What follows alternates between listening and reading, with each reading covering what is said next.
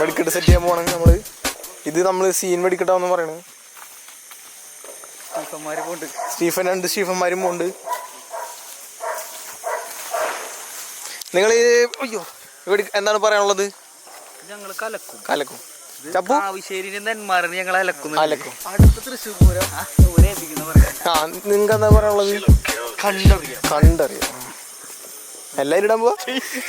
അത് വെറും പുല്ലല്ല, അതിന്റെ അടിയിൽ കഥനകളാണ്. അടുത്ത കുഴിയിലേക്ക് നമുക്ക് സെറ്റ് ചെയ്യാം. ഇത് പൊന്തി കഴിഞ്ഞ എന്ത് ചെയ്യും മുത്തിയടാ? അത് പറയും. പൊന്തല്ല, ഇവിടെ ഒരു കുഴി വരും.